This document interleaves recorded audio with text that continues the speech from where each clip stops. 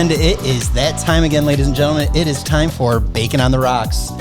I am Chuck, along with Chris and Eric. And guys, welcome. Welcome. You didn't know where I was going to go with that, did I you? feel welcome. Thanks. Welcome. Yay. Was that spooky? Was that like a spooky welcome? Welcome. Welcome to Bacon on the Rocks. I got to stop whispering. Ever since we got together, I seem to whisper a lot more in this microphone, and I don't know if that really works. But It works. it might for this episode, but last episode I was kind of like... Chris, you're too nice. Yeah, Eric would be like, no, that's just stupid. And then I'm just like, whatever, Eric, I did it. It's too late. So Just go with it. hey, it's already happened. What am I going to do? So we're here again. Very excited about it. Here we are. Second episode. This is the last time I'm doing it. Second episode. We're all together and very happy about it. So I want to start things off because today's episode is about each of our top 5 scary movies, whether it's horror, whether it's a thriller, and honestly, those are the only 2 genres I know with scariness. So if there's anything else, whatever you picked.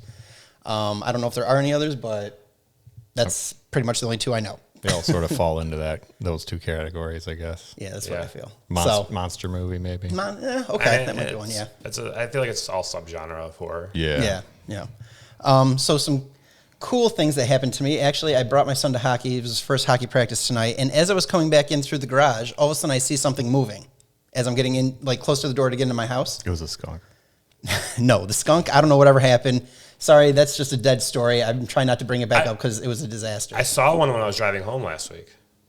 Like in my yard? No, it was... I think we smelled it. Didn't we smell something outside? Yeah, we did. No, I smelled it right kind of like near kind of where I was too. Like yes, when we were outside here, yes, a little bit. But it was farther down, like just, I don't know, like a few turns away. Oh, wow. Okay. Well, they're potent little critters, so you never know. But it wasn't a skunk. So sorry, Chris. Sorry to let you know that it's not a skunk. It was a little frog. Boy. That, but maybe as big as my thumb. Okay, so something like that. Just some little frog was hopping around in our garage. I was like, what the heck? So at first I scooted it out, let it live and do whatever. Go die, freeze outside, not in my garage. Then I was like, you know what? Natalie would like to see this. So then I scooped it back up, put it in a bucket, brought it inside so my daughter could see it because I thought she'd think that'd be cool. So yeah, and then I let it go. Was it a frog or a toad? Yeah. What's the difference? It honestly, from what I think, it's actually a toad.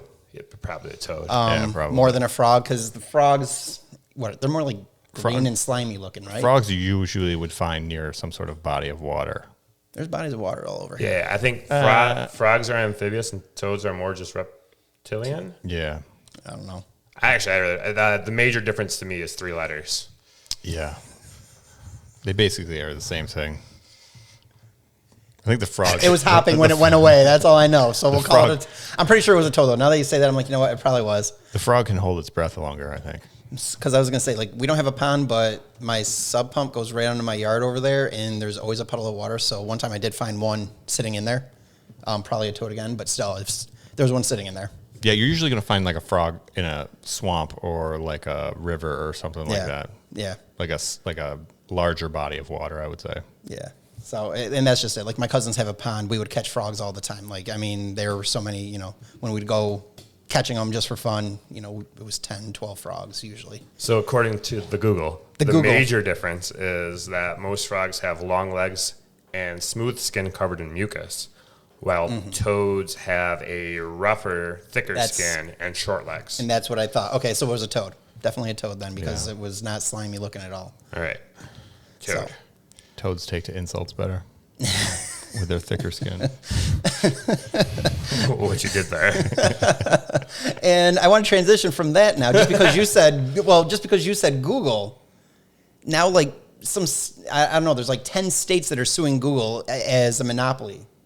Now, so let me ask you this before we get into the whole thing. I just wanted to touch base on this. When you sit there and think of something you've got to research, do you instantly just go to Google? Because, let's say you just, I remember I used to open up Internet Explorer back in the day, and they had Bing. And it would be right there, and that's, that was a search engine, or is. I don't even know if it's still a thing. Oh, yeah, it's still around. Is it still a thing? Yeah, okay, so that's just it. But I don't know, because they don't say anything, and it's like Google's just out there. But I would literally show up at Bing, go to Bing search engine, and type in Google, to get to Google instead. You're a weirdo. Yeah, that is weird. I was just like, I want to use Google. It's better. So, but do you normally just, like, if you were in that situation, would you go to Google? Because it looks like you guys wouldn't. It looks like you would have used Bing. Because me, I always just go to Google. What? Oh, wait. If I open up a search engine that was Bing, that's right in front of you. Would you have gone to Google instead to use it? Would I have Binged Google? Yes. Would you have gone to Google instead? I would have gone to Google instead, but I don't think I would have searced. I would have typed it right in the address. See, the bar There's still address bars. No, see, yeah, but the thing, it's way up there. Your cursor defaulted to... Yes, so I was just like Google. Okay. It's not my lazy move, yeah, because why put your hand I don't there? know. I feel like if I'm already in the search of Bing... Yeah. The first thing I'm going to do is change my default search engine to Google. I was even lazier on that. I wouldn't. But if I'm in a pinch, it's not your computer. I'm on someone else's computer. I open it up and it's Bing. I'm probably just going to use Bing. Like, it's there. Yeah. I will see what comes up first. Mm-hmm. When I don't get what I want, then I'll go to Google. Yeah. I feel like that's what I think. I don't feel like it's a monopoly. I feel like it's just the better option. Like, there's a lot. You can still search on Yahoo. You can go and look for other places. I think you can still ask Jeeves if you want. Really? Oh, that's something I got to try. I haven't asked Jeeves in a long time. I think it's just ask.com now. I mean like 20 years ago it became ask.com. I think you're right. But yeah, so they're saying it's a monopoly, and there's like 10 states like trying to sue Google over this, and I'm just it doesn't make sense to me. Like you said, I don't feel it's a monopoly. It's just when we say it's like, hey, you know what? What's this do? I don't know. Google it. That's what we say. So that's instantly what you think. That's not a monopoly. That's just genericizing terms. Like it's like photoshopping something. Yeah, or like Kleenex. Yeah. You know, just like that. That's just your... Yeah, you got any Scotch tape? Yeah. And that's exactly where my mindset is. I'm like, now Google does have the advantage that it's like when you get Safari or you have like some other like Chrome, but that is a Google product. But still, it's like some of these other search engines natively have Google built into their bars to be used as the search. And so guess what? That's what they're trying to more say is you guys, have these deals with all these other places that like instantly just, our search, Google search is in there. Right. Natively. But like almost all the things we're talking about, you can change it. Absolutely. I agree. They're marketing them. They're putting themselves in great positions. Exactly. That's not a monopoly. They're just cutting out the middleman because everyone's going to change it to Google anyway. That's just it. We're just trying but exactly like you said, like you had stuff that was defaulted at Bing at one point. Exactly. And you still pinged Google. Exactly. I don't like saying Bing either. That sounds weird. Yeah, and see? Google sounds so much better. Well, I don't know. Hey, I just Googled that, and I mean, you can make it sound weird as well. I don't know. I feel like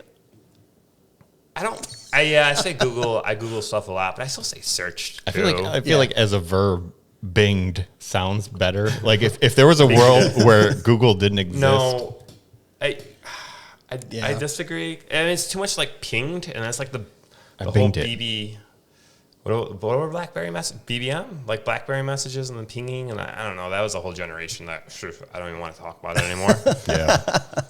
Yeah, so I just wanted to bring that up because that was just the latest thing I saw in the news, and I figured you guys might kind of be on the same page and like agree with me on that because I'll have to Google that later. I mean, do these? What'd you say? 10 states or whatever? Do they have like some other states competing product that they're trying to push to the? I have no idea. They didn't get into anything like that. They're just saying that Google's a monopoly and they want it to not be a monopoly, like break it up or. I feel like maybe you can say Google has monopolies in other of their subsidiary divisions of stuff, but search. I mean, it's just the comment. It's the best one. It's not a monopoly. That's the number one thing. That's why I went from Bing and I would look up Google to go to Google and Google. Right. Yeah. Right. They do it. They do it right. Like you can't fault someone for being the best. Yeah. Right. I know. We're all on the same page. If you're not on the same page, love to hear what your thoughts are on that. And that page is google.com. Yes. Yeah, you can Google us and just look up Bacon on the Rocks or Bacon on the Rocks. We are on Google. Rocks. We are on Google Podcasts. We are on Google Podcasts. Google Play. No? Wait. Bing it. Podcast? Podcast. Ooh, okay. I didn't even know that. See, there you go. Okay, so another thing, you know what? I Googled something the other day, and I wanted to bring this up last week, and I forgot. What a segue. Yeah, man, I'm hitting it tonight. Just wait till we get to the scary movies part. I'm ready for that. But there was a commercial that I will share on Facebook later that is a fantastic commercial by Decon. I don't know if you guys saw this commercial yet. Is that like Go ahead. Terminator? Like Bug? That's the killing rat, things? Rat, mice. Oh, yeah. Okay. Okay. And so what it is, do you care if I ruin it for you? Because it's a hilarious commercial. I don't want to Go ahead and ruin the commercial for me, Chuck. I don't want to ruin Seriously, this is like, honestly. Spoiler alert for anyone that hasn't seen this commercial yet. This is like, honestly, is this good that it could have been a Super Bowl commercial? That's how good this thing was. I mean, I loved it. I laughed out loud at this commercial. It's probably the best one I've seen. That's a good, funny commercial in a long time. So I'm going to ruin it for you. Get ready, everybody. I know you don't want me to, but I'm gonna. Should we just pause the podcast and I'll watch the commercials? So yeah, we'll be right back. Let me tell the guys. Go ahead and explain the darn commercial. Anyways, so you got like these little puppet rats. They look like real rats, and there's one that's a host of a party. So you got all these other rats around. They're sitting there talking, having a good time, and then one of the guest rats came up and takes a piece of just what looks like food. And it starts nibbling and goes, oh my gosh. It's not cheese because it's... Well, it should be cheese. I don't want to... Okay, go ahead. They're eating decon. Anyways, yeah, okay, so let's go with this. So decon doesn't look like cheese? No, not at all. Well, it just tastes good more sense to the rats until they go away after they eat it. So where anyways... do they go? Just on the floor, wherever they expire.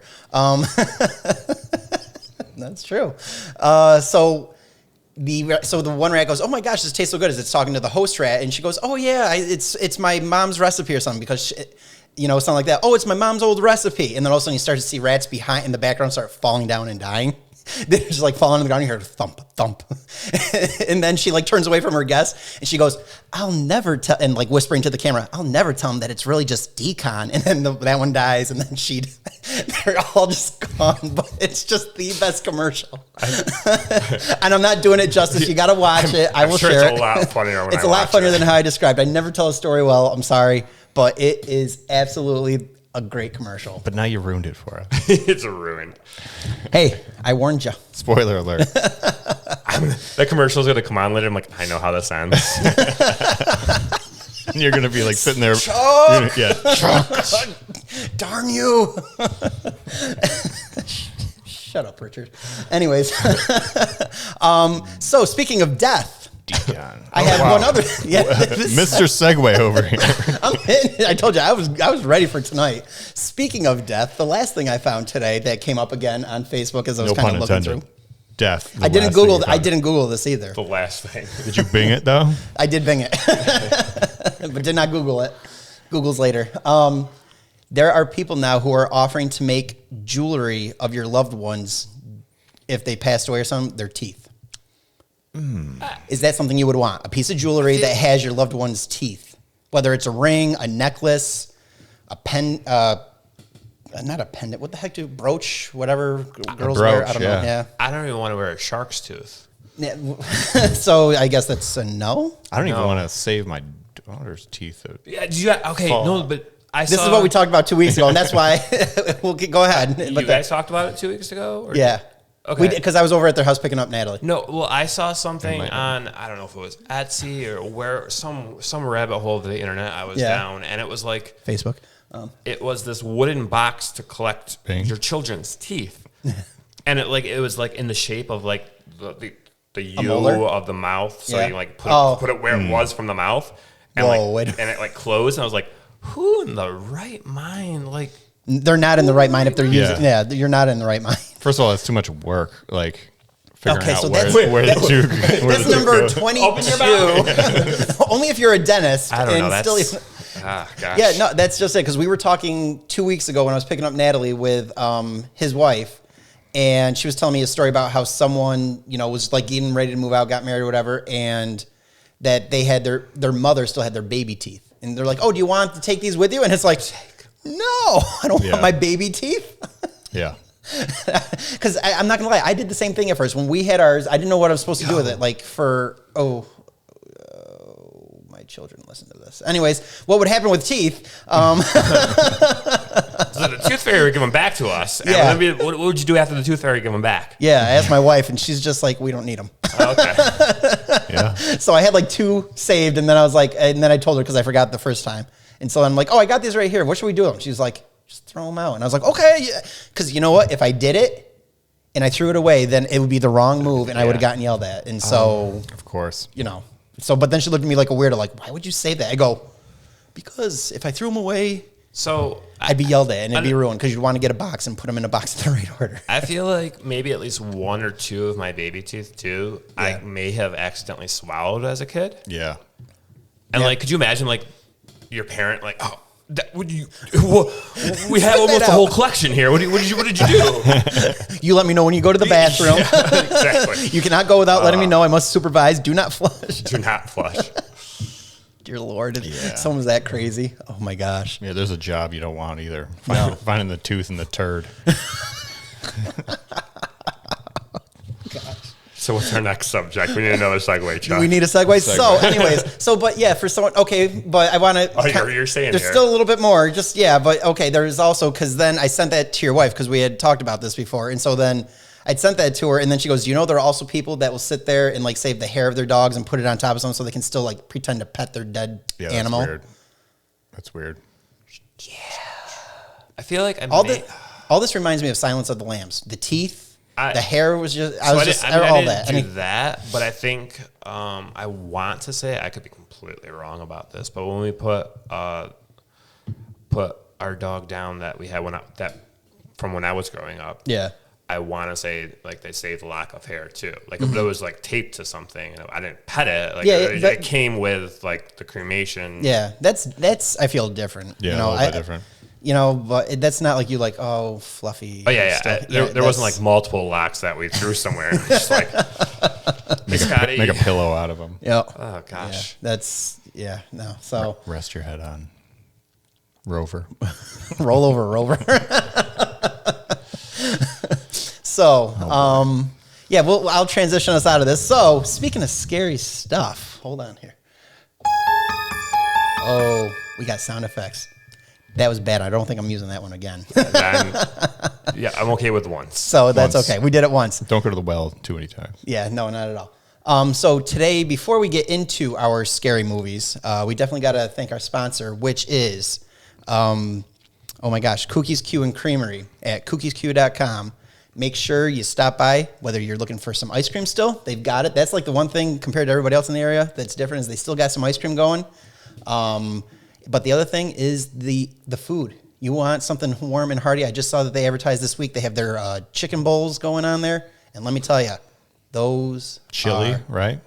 They have chili too. Yeah. They have chili. They have chicken bowls, which is like, I want to say potatoes. And they have like, is it a 2 chicken, Eric? It's like. One's, the regular Q bowl is pulled pork and the other one is double chicken, which is whole chicken and fried chicken. Yep, with some potatoes in there and some taters. Some taters. They got some taters in there. They put the taters right in there. Right on in there. But cheeseburger, chicken sandwiches. They got some great appetizers, whether it's mozzarella sticks or the cheesy bites, which are fantastic. They're just like they almost look like a deep fried Oreo, but instead of an Oreo, it's like macaroni and cheese, just deep fried. Mm-hmm. Amazing, fantastic. And if you're looking for a dessert, they do have the deep fried Oreos, but something you absolutely need to try is the cheesecake, deep fried cheesecake. And that is amazing. I mean, and I'm telling you, it's like you get 2 of them and you only need one, maybe even half one. You can share that with like 4 people and it's more than enough for everybody. Speak for yourself. I'm telling you, you couldn't do it. No, I don't think you could do it. For me on that too. A half of one is sometimes enough. Yeah, no. Challenge accepted. I think, Eric, the next time you come up, you're going to have to stop and get one so the challenge can happen. And then we'll see Chris try to eat it. How big are you let us know when you're ready. What are we doing? They're about... Ooh, I can do it. I don't know. What do you call? What is that? Like 6 inches? It's almost half a foot. So it's like an actual maybe 5 inches. piece of cheesecake, deep fried? Well, it's kind of, I don't know what the outside, it's kind of like a roll. It's like a cheesecake filling kind of in some sort of almost egg rollish. It's kind of egg roll, but doesn't taste like it's. And then they give you like a raspberry dipping sauce or chocolate sauce. Yeah. I would though. The biggest thing is make sure you take 2, especially if you're sharing with friends, especially because of COVID. Get 2. Get 2. If the raspberry or chocolate, it's definitely Oh, the sauces. Yeah, the sauces. Yeah, absolutely. I was saying, you get don't order. Well, you can order 2. Feel free to order 2, but I'm telling you. If you have 8 friends, yes, you can order 2. Other than that, I'm telling you, it's a meal in itself, honestly. It's fantastic. So, Cookies Q and Creamery down in North Utica. Make sure to stop by. Let them know that you heard this on Bacon on the Rocks. Wouldn't it be up in North Utica? Depends on where you are. Yeah, some people could be coming south. It's in North Utica. There, I'll just keep it very generic. Even if we're going just from where we are. It's up. All right. All right. It's fine. It's up. We're south. New Hartford South. Fine, Eric. Okay. Let's get on to scary movies. On up in North Utica. I know it's this close to hitting the button again just to annoy you and play the scary tune, but I didn't. But anyway, scary movies. So, with Halloween coming up, we felt that it was definitely time to talk about some scary movies, whether it was from the past when we were little kids, all the way up to the present. And we're doing, each of us have picked 5 scary movies that we've experienced through our lives. And we're going to just discuss them as we go along here. So, let's have Eric go first. I think we're going to throw you under the bus. All right. Throw me under the bus all you want. So we actually talked about potentially doing this podcast last week. So I roughly threw together a list last second when I was completely unprepared. And I quickly noticed that every single movie I was writing down was a zombie movie. Really? Okay. And that's the first thing that comes to mind, I guess, because I feel like I watch those the most, or the most times repetitively. Yeah. Because I feel like a lot of them, once you know the twist, you don't really have to watch it again. But zombie movies don't. Sometimes there's a twist, but it's usually it's I don't know. It's something I've always fallen back on. So I narrowed it down for this final list to only 1 zombie movie. Okay. Well, after originally having 5. And I went with the classic, George Romero's Night of the Living Dead, which is probably, I think, late 60s. Okay. Mid late 60s. Yep. And it's not the first zombie movie, but it's often credited as what made zombie movies popular. Okay. Like if you Google. Oh, don't do that. Don't do it. Bing it. If you just Google the Godfather of zombie movies, George A. Romero comes up. Okay. I know this because I literally did it earlier just today. Now. just to clarify that. 5 minutes before he got here, he just did that. And it's on Google. So he has an original. He's made a lot since, but there is his famous original trilogy of zombie movies. Night of the Living Dead was the first one, and it's still, in my opinion, stands up the best. Was that my stomach? No, that was me. Okay, somehow. good. I don't even know what it was. I love podcasts. See, that's why you got to wear headphones there. The thing is, I heard it, but I didn't even know if it was me or not. And it wasn't me, so that's the best part. I shouldn't have admitted it. Darn it. You could have passed the buck on. Yep, so easily. Sure. What's your problem?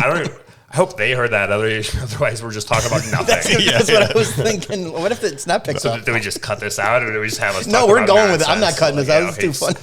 In case it didn't pick up, Chuck's stomach made a weird. No, that wasn't my stomach. That was like my throat. And then Chuck's body made a weird noise. Chuck's over here turning into a zombie as we speak. Little by little, every day. And that is what the first zombie sounded like. The best part was, I do it. I'm like, oh, in my mind, I'm like, they didn't probably hear it. And then also I see Chris go. I look at him. I'm like, I absolutely heard it, but I was going to ignore it and just keep going. I'm crying. What the heck? I was going to ignore it too, but then once we made eye contact, I just Anyways, Eric, I'm sorry. I didn't mean to ruin that for you. I'll promise to get away from the microphone more.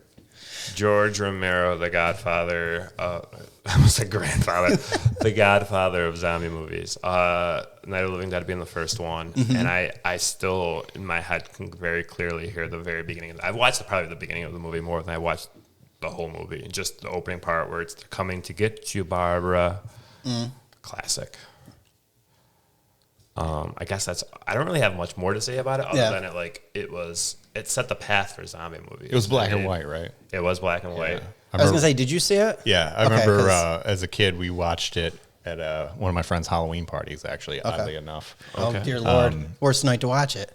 Right. It would be for me. night to watch it. No, it is. Technically, for any normal me, I will not be watching that on Halloween. I psych myself out. Nope. It's just another day. And then I'm dead. And I'm dead. So yeah, I have not seen it, but I've definitely heard about it. It's been referenced plenty of times throughout TV and all that. Parodied and like Exactly. like the title is often modified for usage of other things. Yeah. It is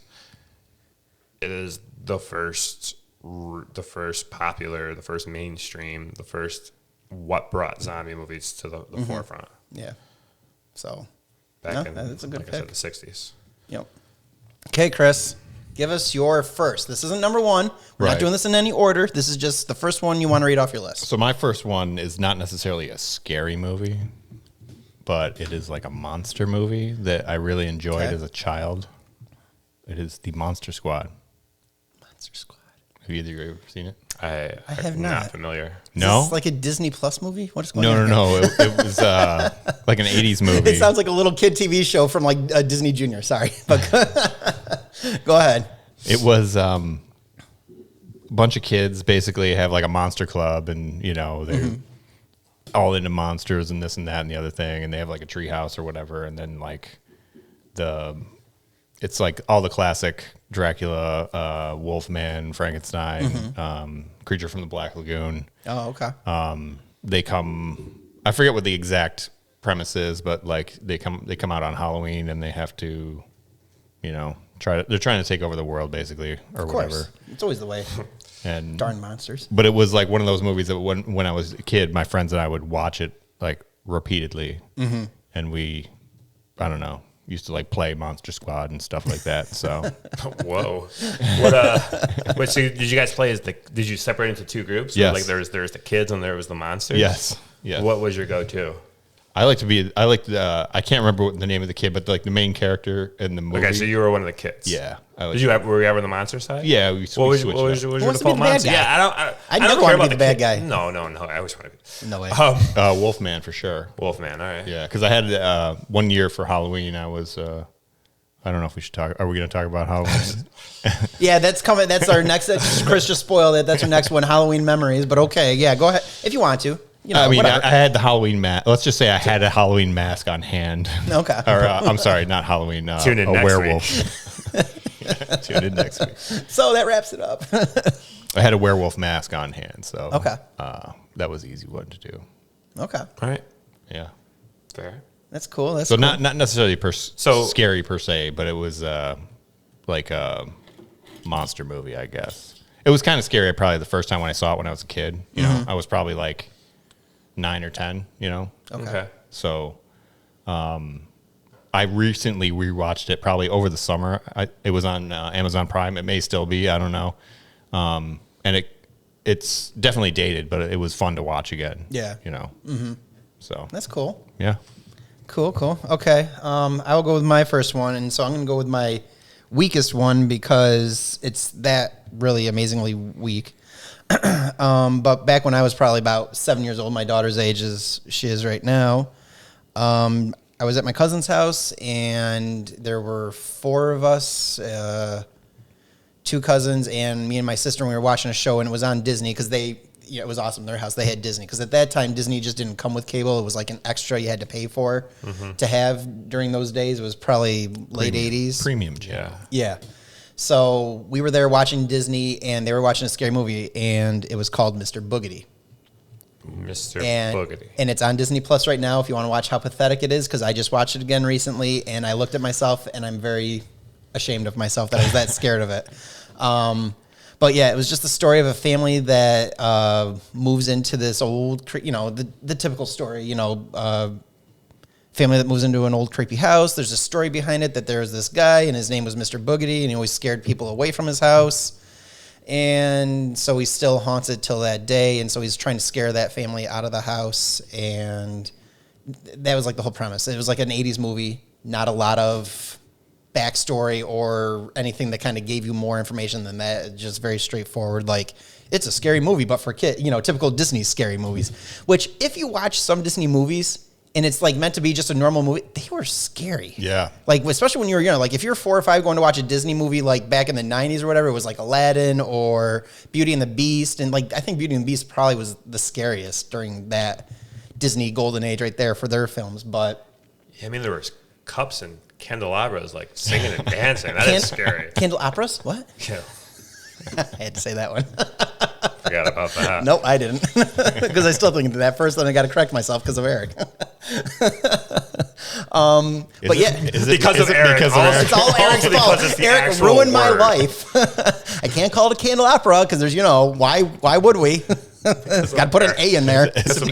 Because of Eric or because of words? Words. Because opera is just a stupid name. Call it opera. Everybody knows what an opera is. Yeah. Eric's having a good night.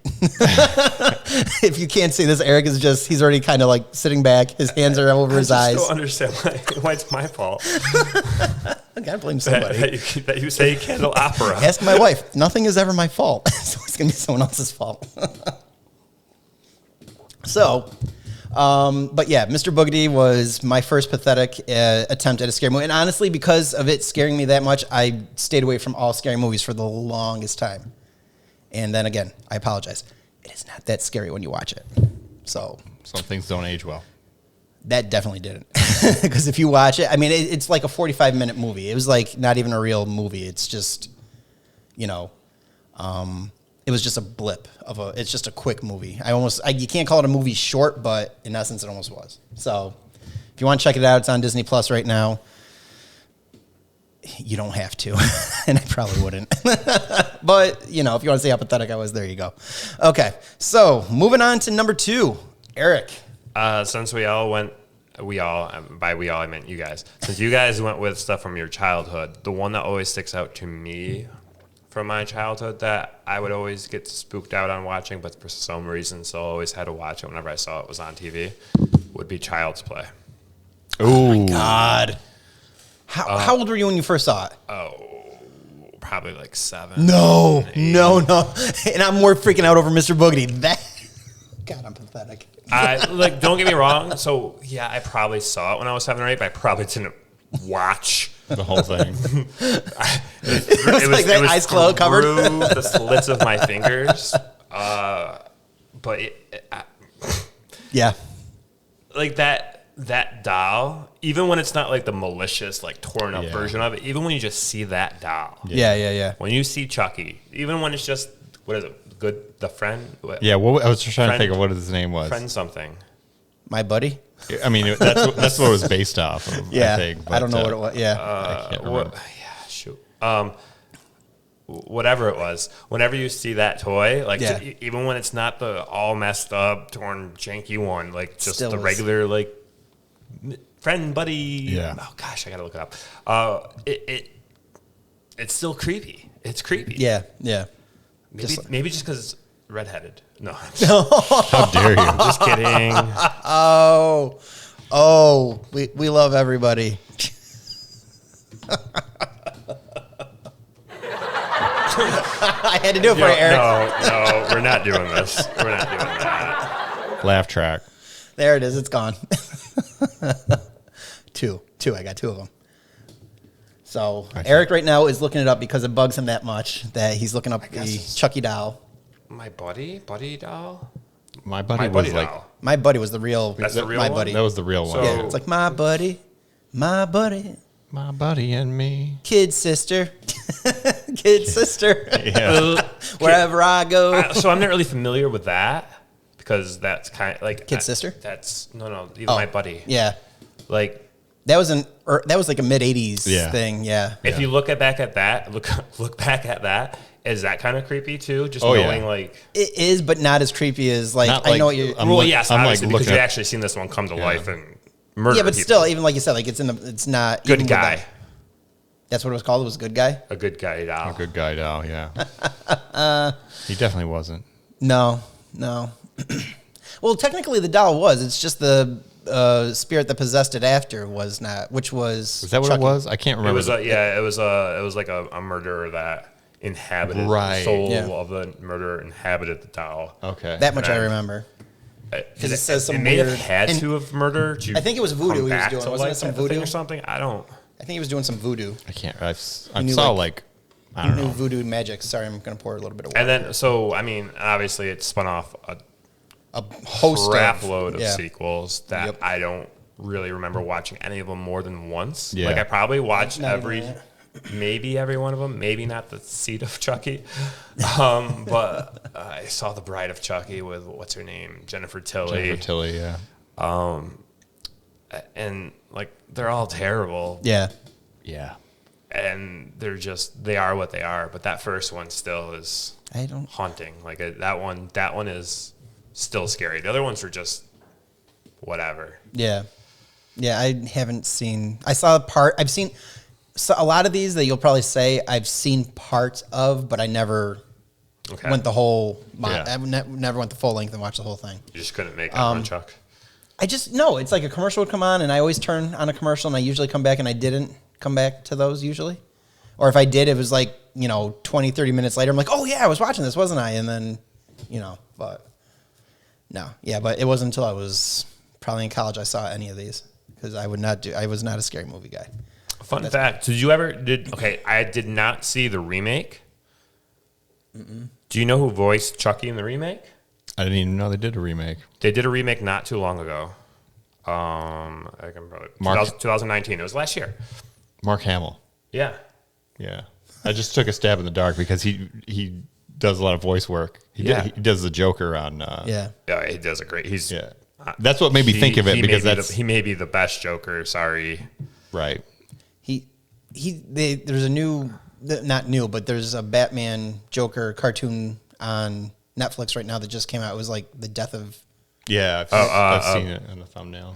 The Killing Joke. Yeah, that one. Yes. That just came out on Netflix. I saw. I've read that comic. Don't let your kids watch it. Yeah. Correct. I haven't watched it yet, but I got that from when it said it was rated R. Rated R. This isn't the one that I watched on TV. Now I want to watch the remake. I don't know who does the voice in that. Yeah, I kind of do too, actually. So. Yeah, I didn't know it was Mark. Apparently he also did the voice of Chucky in some Robot Chicken cartoon or Robot Chicken skits. Oh yeah. Yeah. And I was gonna say, how you can find out where it's playing? On Google. Definitely not on I Bing. mean, you could go there, but I was going to say you could call Vincent D'Onofrio and ask him. He'll know. I'm sure it's not, probably not on any streaming services since it came out last year. No, I don't think it is.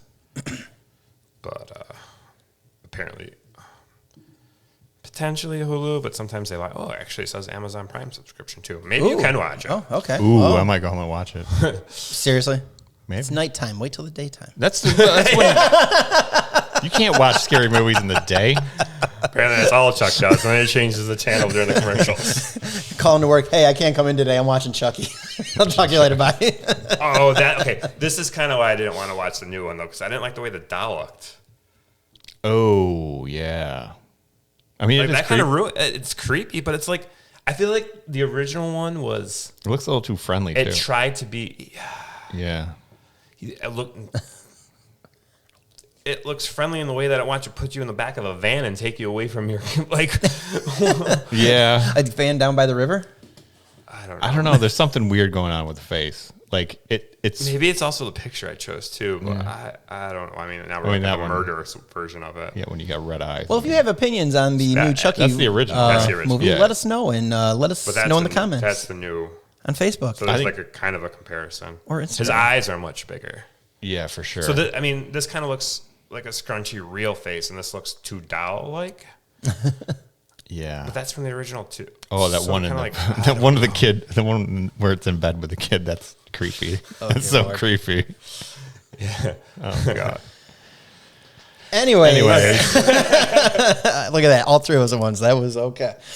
Chris, what's your number 2? All right, in no particular order. Exactly. Yes. Sorry. Yes. What's what's your second one, Chris? And no disrespect to the original.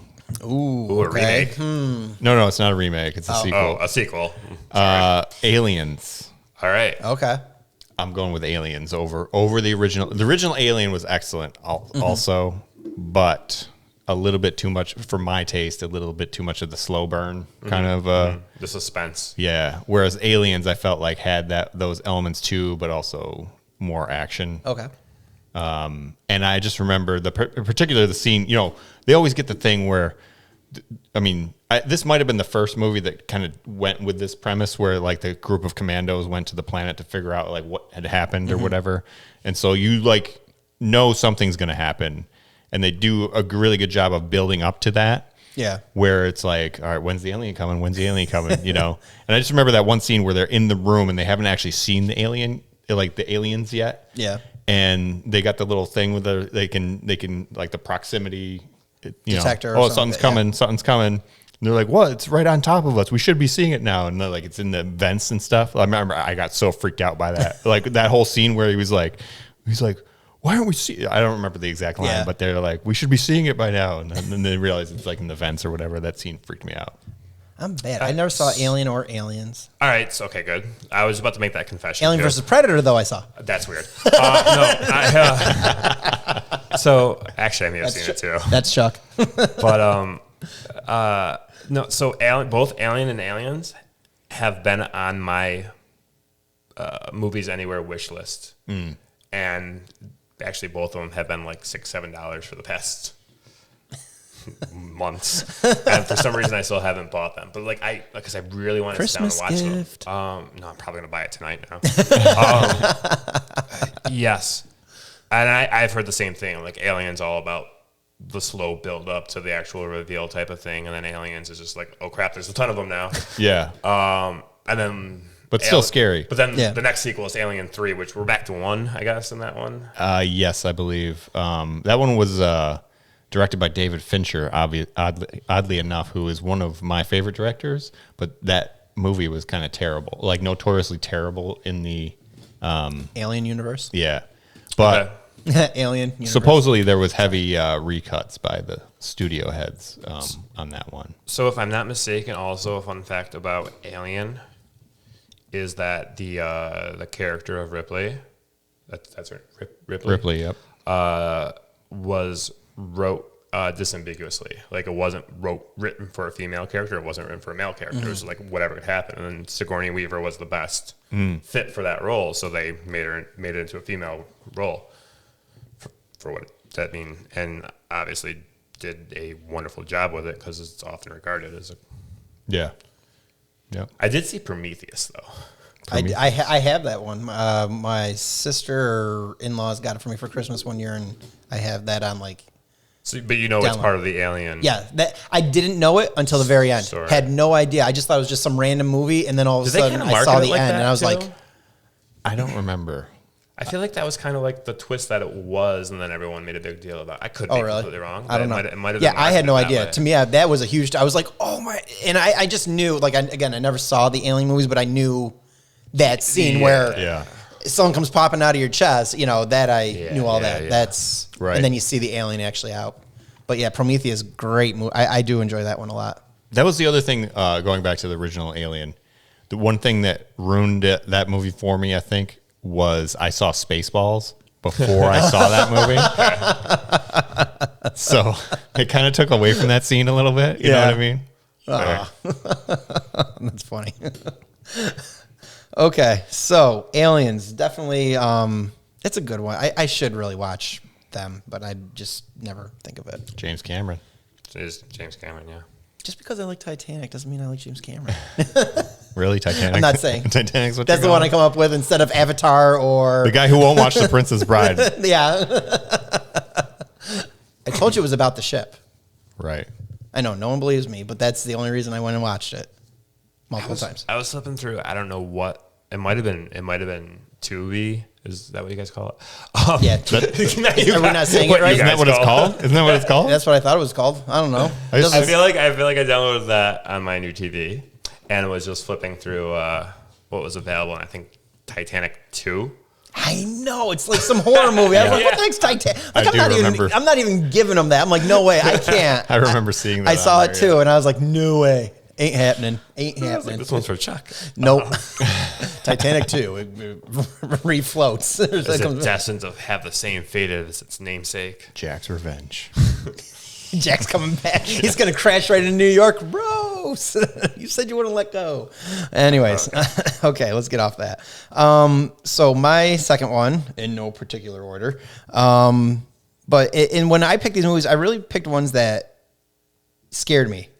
And this one, like, I mean, really, like, I mean, I know you said that one scene did, but this one, like...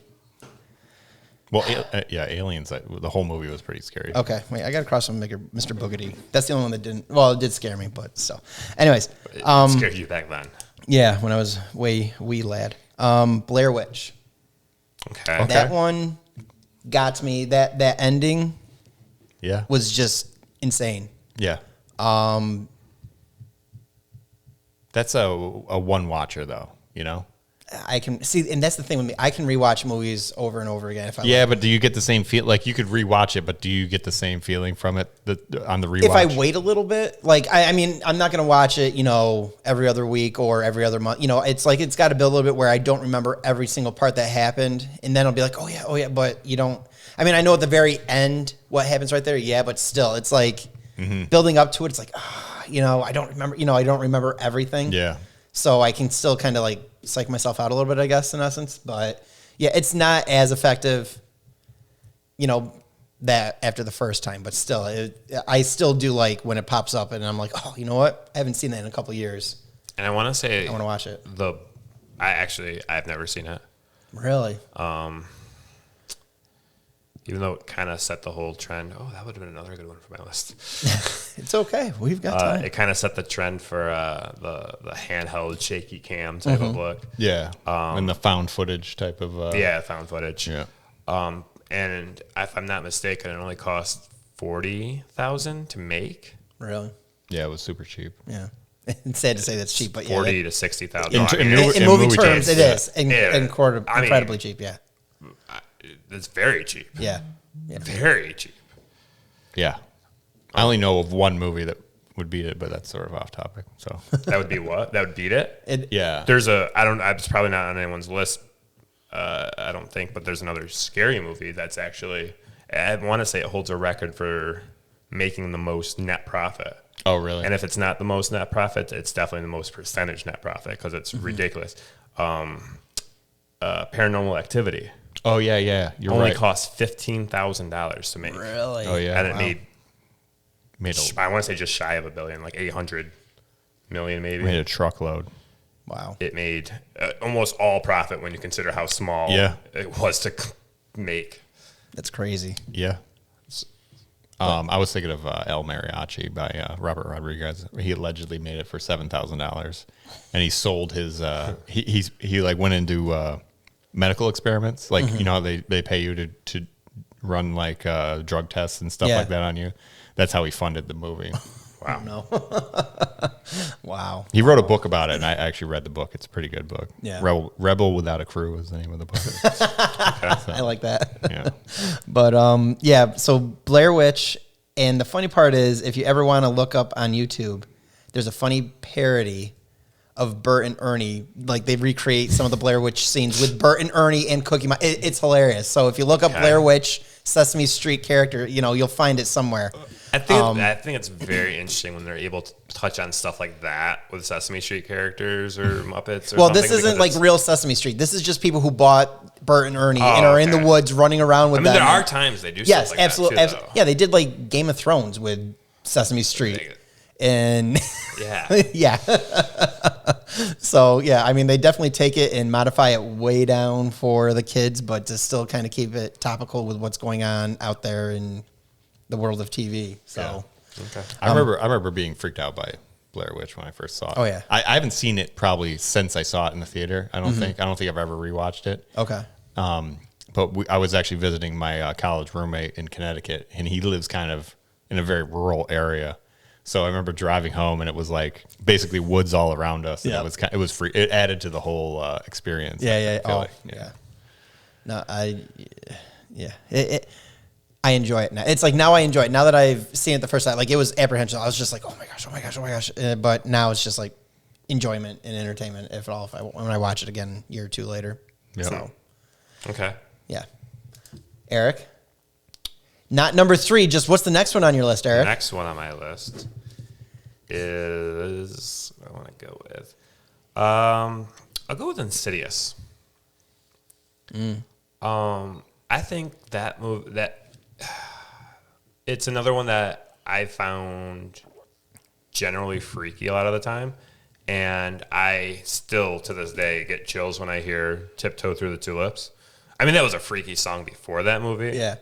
But when that played in that movie, like, hair on neck stood on end. Really? I never saw it. I was going to say, it seems like you haven't seen it either. I'm trying to think of the song you're even talking about. I was like, I'm not going to sing we, it. we can't. Yeah, it's okay. We would, but we don't have that kind of I'll play you music a clip rights. later. We'll get a copyright on YouTube. Strike on YouTube. Yeah, that's okay. It happens. It was just, so I guess without, I mean. What's the basic plot? They have a kid that's like comatose, and his body kind of gets not really possessed, but like there's a demon trying to take over the body and trying to like take over, like infiltrate the family, and they end up going. There's a bunch of demons and it's. I don't know. You really have to see it. The kind of I don't know if you remember from the commercial, because I feel like they ruined it in the commercial a little bit. But the demon kind of looked like Darth Maul. Huh. It looks like Darth Maul, but with like. I feel like I would remember that. But. Yeah. Yeah. It was spooky. Kids, I was gonna put that on my honorable mention thing, where any movie with like a ghostly child or something like that. Yeah. Those are always scary for me. Yeah. I got one that's in that. And it was directed by James Wan, who also did Saw and The Conjuring. Okay. So I mean, he has a pretty good repertoire. This was the middle one of those 3. I saw Saw. You saw Saw? I saw Saw. When was the last time you saw Saw? I just wanted to say Saw again. I see Saw. You see Saw right now? No. Okay. I just want to say that. Without spoiling too much of it, it was just stuff happened, and you're like, oh crap, like the whole time. It was spooky. Have to look at that. I'll play Tiptoe Through the Tulips, and you'll just get freaked out by that later. I probably will, and then I won't watch it. So that's probably what'll happen. Yeah. Okay, Chris, what's your third honorable mention? In no particular order. No, these are not honorable mentions. These are not honorable mentions. Yeah. These are the mentions. These are Sorry. the mentions, yeah. These are the mentions. Let's see. What do we want to go with? I'm going to go with 7. 7. As I said earlier, Chuck has not seen this. David Fincher, one of my favorite directors. Who was in it? Brad Pitt. Yeah, this one. No, this one. I still remember you guys. I didn't think I did, but then the end with the box, and then you're like, Yeah. And I didn't think I was on the right movie, but then you guys Spoiler told me I was. alert. Yeah. Hey, Spoiler alert. okay, this movie's old enough that I don't need to give a spoiler alert. Yeah, 95, I think it came Yeah, out. I think if you haven't seen it by now, your own fault. Morgan Freeman. Freeman's Freeman's in it. yeah. Yeah. And was it Gwyneth Paltrow? She the girl? I don't remember. Anyway, in the box. Yeah. But I remember watching that movie in the theater, and I had no idea where it was going. And I just remember this total feeling of like anxiety and like just being like, what is going to happen? And I remember as they're driving out towards like between the power lines and all that stuff, I remember just being freaked out. Like I was like literally scared. I mean, I was a senior in high school at the time. Yeah. But like I was like scared. Like, I don't know what's going to happen. Like a Mr. Boogedy scared? Mr. Boogedy. Mr. Boogedy. Yeah. I don't know if it was that scary, but I think that, David Fincher did a really good job of building the suspense like throughout that movie. And it's a really weird, like I was trying to think about this when I was thinking about movies, is like, it's so weird that you get so scared by these things because in essence, you're just sitting either in a theater or in your home or whatever. Yeah. And you're just watching this thing on TV or whatever, Yeah. and you legitimately get scared by like a good scary movie. And it's kind of crazy that they can suck you into that world like that. Yep. You know? Yep. I don't know. It's like you wouldn't think it would, like a rational person, I feel like wouldn't think it would be possible. But no, I totally feel like that's possible the whole time. Like, I don't know, especially when I was younger, watching like a lot of these things, even watching Are You Afraid of the Dark, like on Nick at Night when I was a kid, just being downstairs when my parents' bedroom was upstairs and they'd be up in bed, I'd be downstairs in the back den or whatever you want to call it, watching old person word den, his back living room, watching stuff, and just like I just feel like something could break through the window at any point. Yeah. Well, it shows you how much of it is in your mind. Yeah. And how like a master manipulator can like tap into that, and just the same thing is like with the different emotion obviously, but the movies that make you cry, or the movies that make you laugh or whatever. And I don't know, it's just. The scary thing is a weird thing for me though, is like I get what I feel the exact same way. You feel like there should be a disconnect because you're not actually in the situation. Right. There's no guy actually in the room with the machete or whatever it is. Is there? Or is there? Is he under the bed? I mean, that's a fair point. I mean, humor is still humor. You can laugh at something that happens. It's so funny even if you're not there.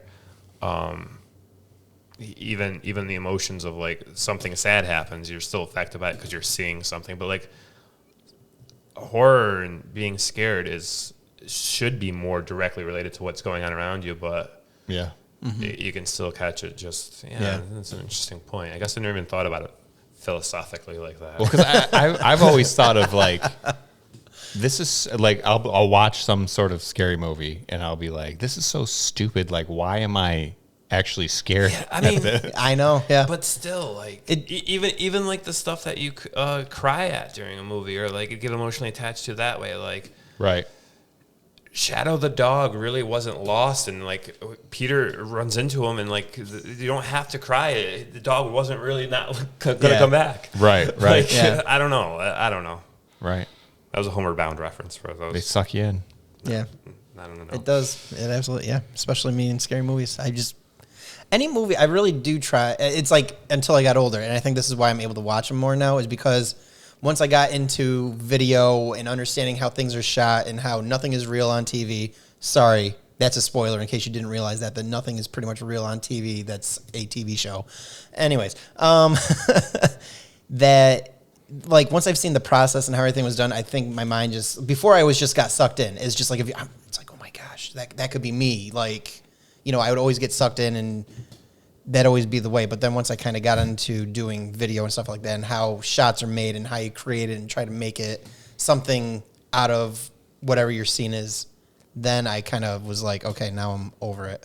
Yeah. So I know all the little things behind it. So now I analyze movies. How did they shoot it? Why they, I question it. So it's like I'm not even like into the movie anymore. I'm more like, I'm just watching it to see what they're doing, so I can learn from it. The film student look at it. Yeah, exactly. So, so that kind of I think is why I don't mind watching like scary movies now, because I'm like, okay, why did they shoot it this way? Okay, they're using this color. What's that? What type of corn syrup do they use for the blood? Exactly. Oh, man. I was watching behind the scenes on Westworld, and there's one thing where like there was like a pool of blood on the floor, and it wasn't even liquid. It was just I don't know what the actual material was, but they like picked it up. It was like a plastic. Yeah. And I was like, oh, wow. That's like latex that they put down type of thing, but it's Yeah. fake blood. Yeah. We need a pool of blood, the 8-incher one. Okay, let's lay that there. There you go. Okay. But like that, I would have, when I was a kid making stupid movies with my friends, that would have been a good trick to know. Like, I don't actually have to put the ketchup down on mom's floor, or whatever. Sorry, I cleaned it up after. Yeah. The dog will get it, I promise. So, okay. So my next one is in no particular order. Okay. And this one, because you mentioned the kid thing, this one kind of has like Kids are scary. kids. It's like kid involved, but not really. So it's the Haunting with Liam Neeson, Catherine Zeta-Jones, Owen Wilson. Yeah, this one. Owen Wilson. Owen Wilson's in it. Yeah. Okay, that does sound scary. No, it's really good. It was the early day, like it was his early days, and like getting into movie. I think it is. I hadn't really seen him until I saw this movie, but that movie really gets me, and I enjoy it though. I enjoy it. I enjoy the scare, but it's just neither of you've seen it, or I think I saw it, but I don't remember it well. It was like a big house or whatever that they're in. There right? was a girl who lived with her mother, and her mother just passed away, and so she got a call about her being interested in. She's very much a recluse, very much just kept to herself, and so she was invited to be part of an experiment in scaring. It's like this guy, he's like, we're getting you in a big spooky house. There's a lot of stories about it. He gives them like a story to kind of like put something in their minds. Now, how do they react? Like that was the whole premise behind like him inviting these people as like test subjects for testing people in how they get scared and group, not therapy, but group hysteria. There it is, something like that.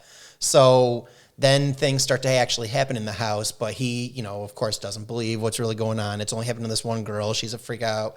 Nothing else is really happening. No one else is getting affected by it. Then all of a sudden things start happening more and more, and they realize, ooh, we made a mistake coming here. And then it just gets crazier and crazier. I don't want to ruin the end because it is kind of a cool ending. But it's still, even though I know what's going on, it's still kind of, I'm like, here comes that part and I'm ready, but so yeah. Towards, especially at the end, it really gets you in the end, but it's like, there's like these little there's a lot of ghost children, I will say, involved in this that are like trying to help the girl that's all paranoid, the recluse one, trying to help her I think figure out what's going on. And it is really good. I think I did see it back. Yeah, I feel like I saw it way back then because I feel like when I watch it now, I would just focus on the fact that it's Liam Neeson and Owen Wilson. Yeah. It's like their early times. Like Liam Neeson was just maybe starting and Owen Wilson was just kind of starting. Catherine Zeta-Jones was like one of the mains, I think. Yeah. She was, she had a name at that time. I think, she was a little further along than them in their acting careers and like having that name be part of the brand or whatever. So, but excellent movie. I love it. Love it. Love it. So I'll watch that every time. And I'm trying to find it right now. I got to look on Tubi and see if it's there. Tubi. Or not to be. I don't know. Maybe it'll be on Prime. Maybe. I do have to look. It is on Tubi. Yes. Oh, you know what I'm watching tonight? Heck yeah. And Crackle.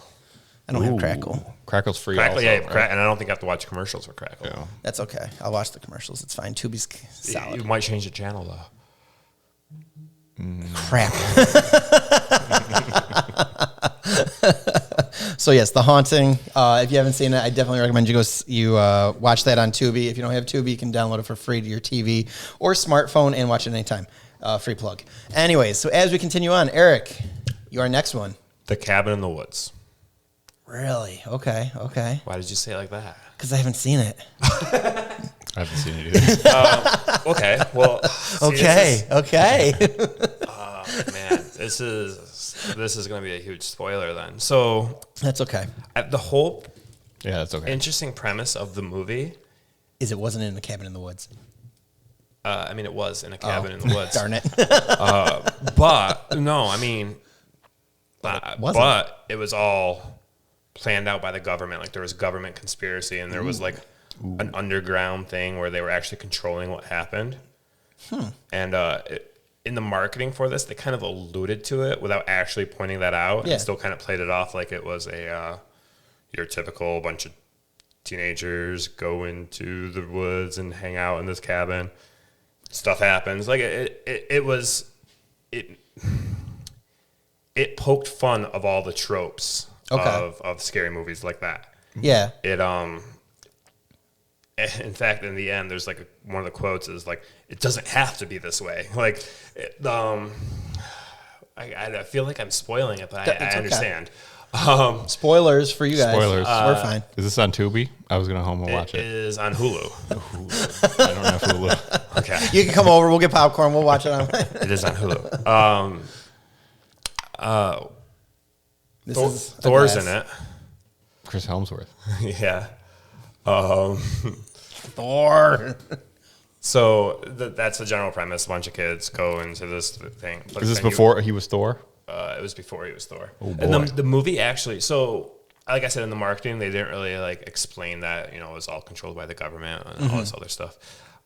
So the movie actually opens up with like this business scene going on where like scientists are like talking and like having coffee and just talking about their day, and you're like, well, this doesn't look like the movie I went to go see. Oops. Like that. And You're checking your ticket. Joss Whedon's actually one of the writers on this. Yeah. And he talked about like how that was one of his favorite parts. And like he was so happy they got to do that.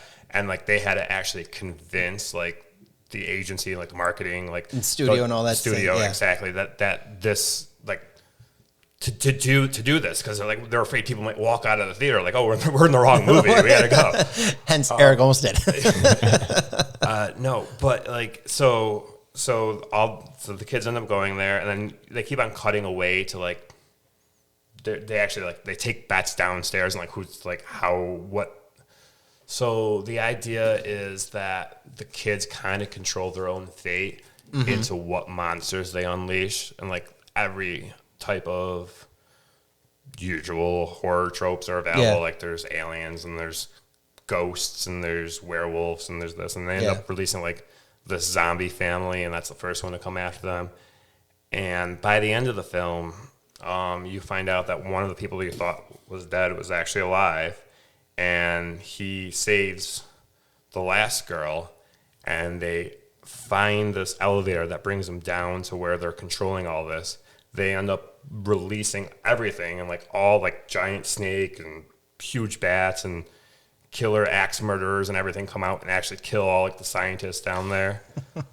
Spoiler alert. And then your final thing at the end is this lady comes out and is like, yeah, like all your tropes, like the jock, this girl, and like everyone's supposed to die, and then it comes down to the I forgot, the dummy or whatever, and like he's still alive somehow, but he was supposed to be dead. And like then there's the virgin, and then she's like, virgin, we work with what we've got. And like she can either live or die, and it doesn't matter. And then the kid's like, it doesn't always have to be like this. And then it's like kind of making fun of like that's how all these scary movies are. Like there's these tropes of people and they end up dying, and they kind of also play it in a way that every horror movie. Yeah. Like this is all a reality show too, apparently, that's been like being broadcast, but it's being filmed as a horror movie. And it's kind of like saying that like every horror movie is really just these people are controlling it, and it's all a sacrifice. Yeah. To I'm going really into the plot. Yeah, of this. wow. Yeah, you are. It's all a sacrifice for these gods that are underneath, and then you find out that that God isn't satisfied by, because the killing doesn't happen, and then the world's destroyed. I was gonna say, are the killings real? Yeah. Okay, they are. Yeah. All right. By the end of the movie, technically everyone's killed because Who died the gods first? are released. Who Was it died first? Was it the? It was. There's always that joke that it's always No, because they're no. No. no. No. Well, it's always a joke. In the last movie I just saw, that's always the way. It was. I don't know if we can say. I don't know how much. Oh, that's okay. It's the promiscuous woman. Oh yeah, well That's too bad. that's a cliche, right? It Yeah, usually is. that's what- Yeah. So it's kind of like when did this come out? Oh, Probably like did I look it up? late aughts, maybe. Mid late. I went May 2000. Yeah. So it's like 2011. 2011. Okay. So kind of like Scream. tense. It's kind of like Scream was back in the day, where they like poke fun at the genre. Yeah. Yep. Okay. No, I'm actually kind of might have to take a peek at that there. Yeah, I would not. By the title of that movie, I wouldn't. I yeah. ruined all the twists for you guys. That's okay. But I'd still. Yeah. No. Don't. I'll probably forget. yeah, I'll probably forget too. Until I edit the podcast, be like, oh yeah, remember Eric said And I'm not 100% sure I understood it. I mean, I was all over the place and explaining it That's too. okay. So that was on purpose. Like, wait, Is that- Thor's in it? I went through that. The Incredible. The There's a few Incredible times Hulk. I just wanted him to grab his hammer. Right.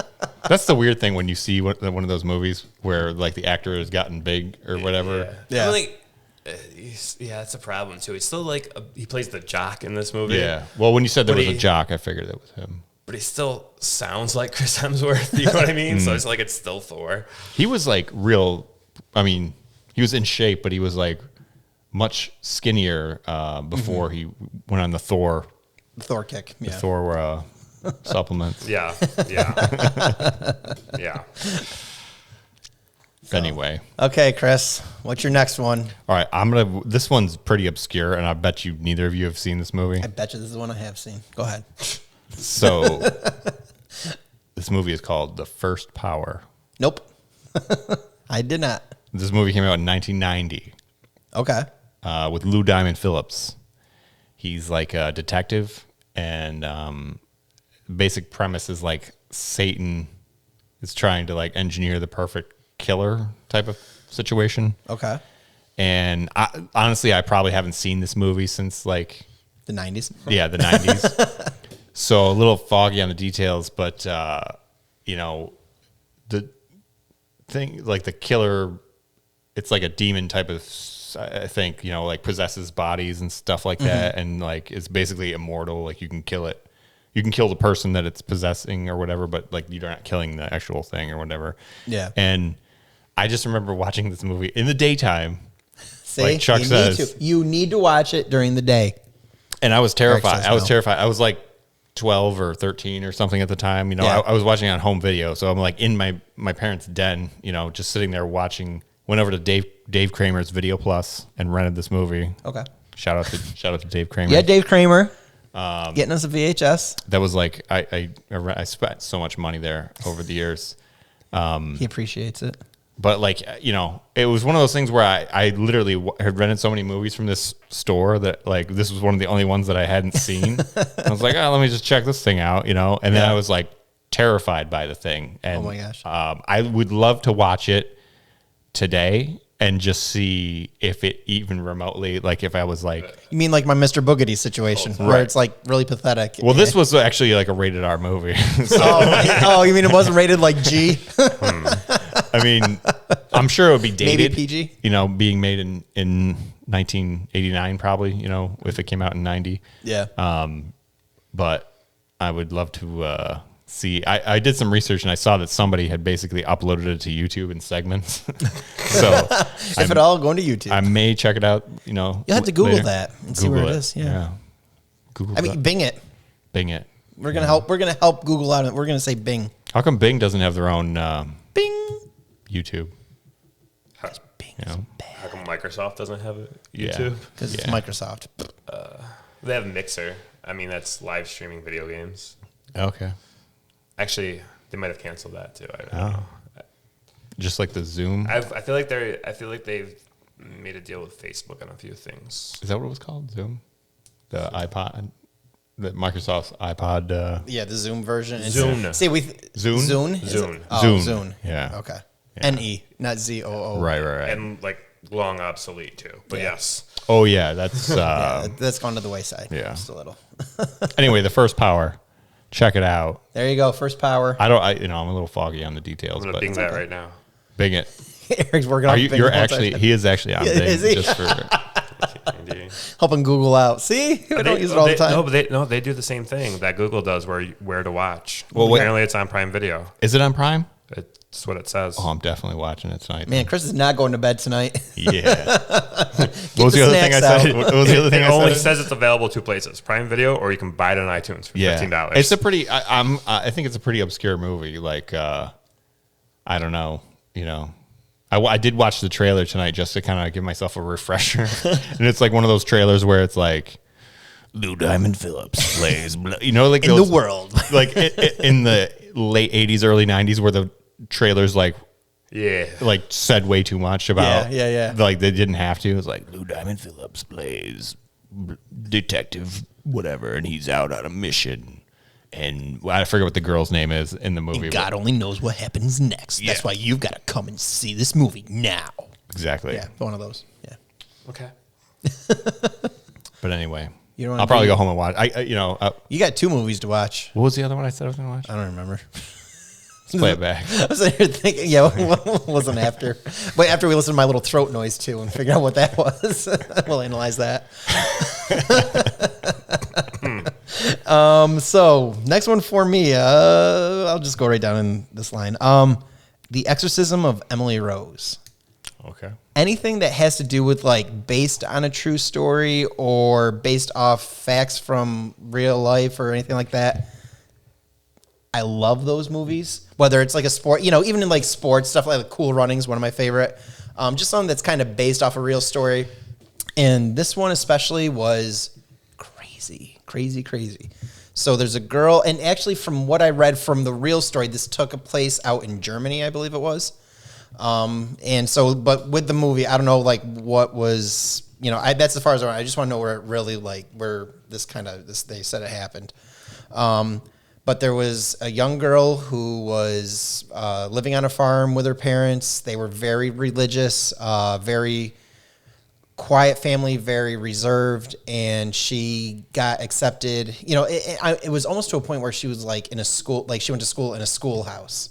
So almost like Little House on the Prairie, but more towards the 1950s or 60s, if you can kind of picture something like that. And so she got accepted to go to school. Of course, she said university, so that that definitely threw me a little bit until I realized university means college across the big pond over there. So she's like, oh, I'm going to university. So then she goes, and as soon as she gets there, like weird things start happening. She starts to get basically possessed by a demon of some sort. And it's like what they do is they then bring her back to her parents. I'm not trying to give everything away. I don't want to get into too much detail. I'm trying to be very cryptic. Yeah, I tried to do that too. With yeah, I know, especially that house on the lake or house in the woods, whatever it is there. House in the woods. So she has to go back home, and then what they do is they call their priest because it's their trusted priest. He went in to not analyze her, but to like see what was going on, seeing how she was acting. Realizes she needs an exorcism, and so in the Catholic Church, I guess from what they were saying is you need to ask permission to perform an exorcism, or they send someone out. Well, for how remote they were, they couldn't send someone out. So then the priest has been told to do that. And so while that was going on, the priest, like they set it up for a night, and I think it was like right near Halloween night, some crazy time to sit there and have it. And so they try to perform an exorcism. They have like a doctor there to make sure she's okay physically, that nothing's really happening to her. The father's there to help because like being possessed by some demon or the devil, whatever it is, like, you get superhuman strength, yada, yada, yada. I'm getting into more detail than I even want.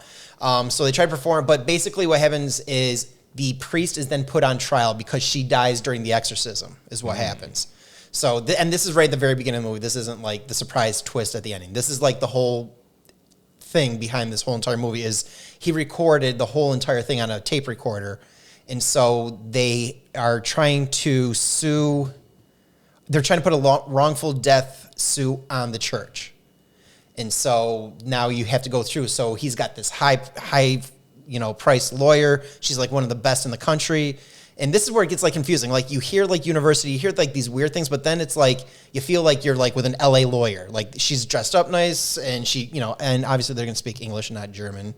But so that's like what goes back and forth. You go back in time to where he's trying to perform the exorcism, help her out, and then it goes back into present time where he's in jail. He's trying to explain there's things I promised her I wouldn't say.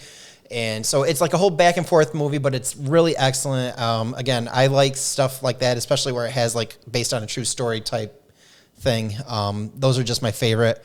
So check out Exorcism of Emily Rose. Definitely, I would say a thrill, more of like a thriller to me. But yeah, those are all my favorite kind of movies. Anything like that. Eric, I feel like I actually saw that one in theaters. That's also on Hulu, by the way. Hulu. Shout out to Hulu. So yeah, I've got to watch. Maybe Amazon Prime also. Tubi. Ooh. So I've got Tubi and Prime or the other. So I never saw that one. Technically, the case is right over there. I have that on DVD, actually, in my cases over there of DVDs. Which one?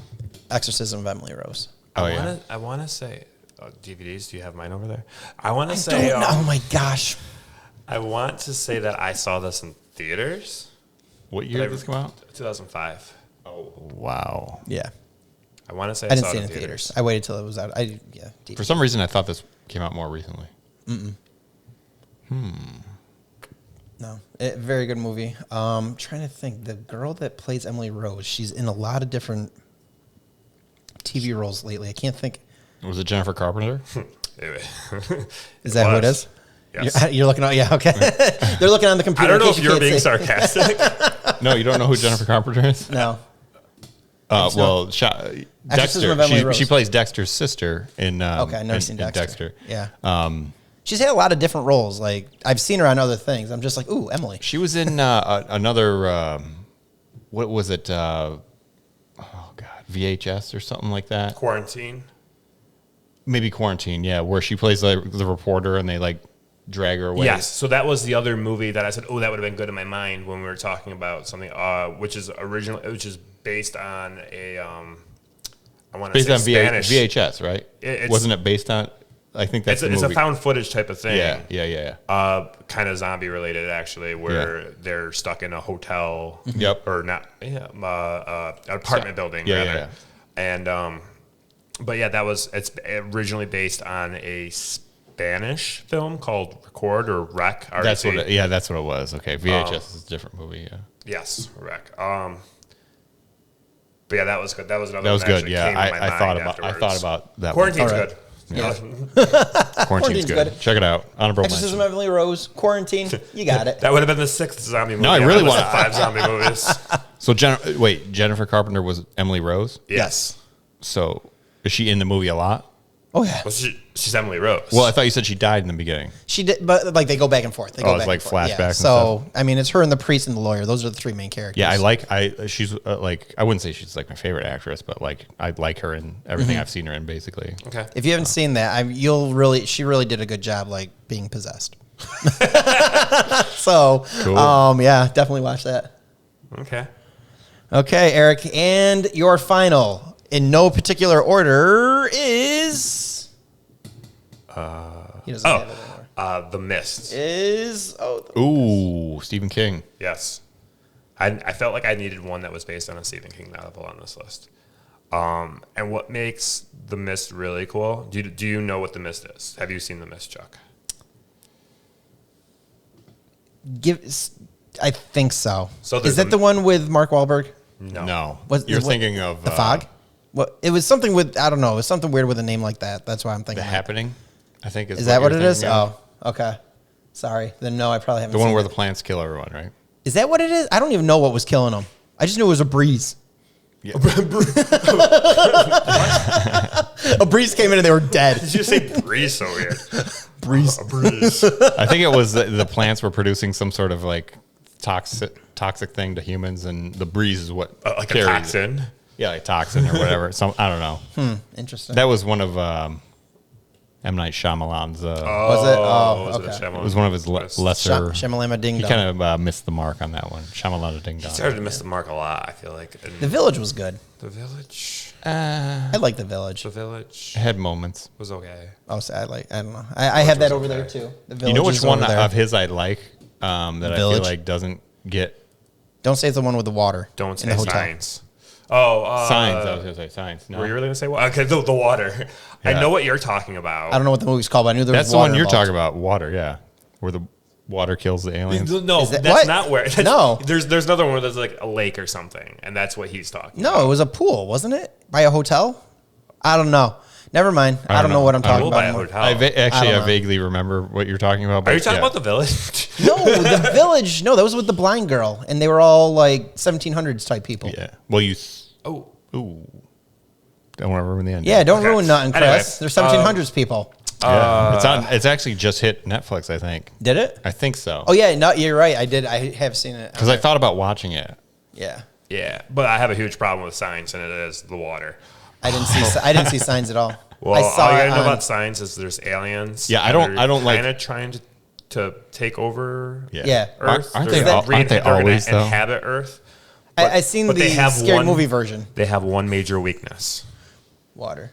which is what 78% of the Earth is made out of. Yeah. Sucks to be them.